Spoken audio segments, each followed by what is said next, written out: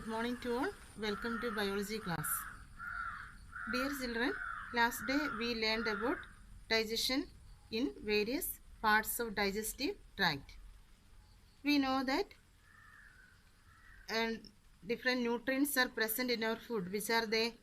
Carbohydrate, proteins, fat, vitamins, minerals and water.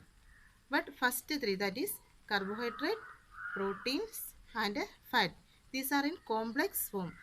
So these are undergoes changes and digestion and converted to simplest forms. And which was the simplest forms of protein? Simplest form of protein is amino acid. Which are the simplest forms of fat? Fatty acid and glycerol. And which are the simplest forms of carbohydrate? Glucose, fructose and galactose. With the help of some enzymes, these nutrients converted to simplest forms. And we learned that digestion of fat is completed in the duodenum, that is the initial part of the small intestine. After that, what are the remaining nutrients? Proteins and carbohydrate. Then protein is converted to amino acid and carbohydrate is converted to glucose, fructose and galactose in the small intestine. Then digestion is completed in the small intestine. And next step, what is the next step that we are going to see? Today we are going to see the structure of small intestine. Do you know the length of the small intestine?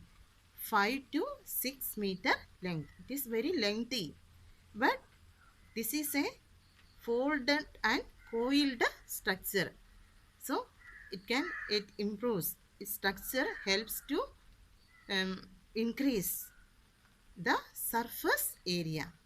It gives more surface area. That means in a small space, it can we can small intestine is present in a small space. Then in the walls of the small intestine, some finger-like structures are present. These finger-like structures are called villi. And singular form of this villi is villus. And villi, these villi are finger-like, looking like finger. So finger-like structures that seen in the walls of small intestine. Then this finger-like projection or villi or also help to increase the surface area. That means it help to absorb more nutrients in the blood. When we are eating food, we will get energy. How you will get energy? When it reaches in the cells, then only you will get energy. How it reaches in the cells? Through the blood. Now we are going to see the structure of villus. In villus, two types of capillaries are present. They are lymph capillaries and blood capillaries. Functions of these blood capillaries and lymph capillaries are different. What was capillaries? Capillaries also one type of vessels. Which are different types of blood vessel, veins, arteries and capillaries.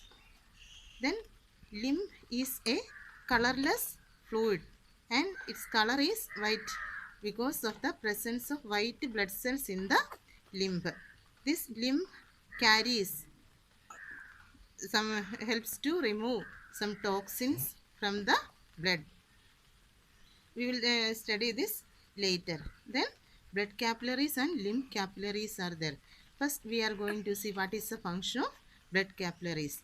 Blood capillaries helps to absorb these simpler forms of protein, that is amino acid, and simpler forms of carbohydrate, glucose, fructose and galactose. Then fatty acid, glycerol, glucose, fructose and galactose is absorbed by the blood capillaries. Then that is the function of blood capillary. Now we are going to see the functions of lymph capillaries or lacteals. Other name of lymph capillary is lacteals.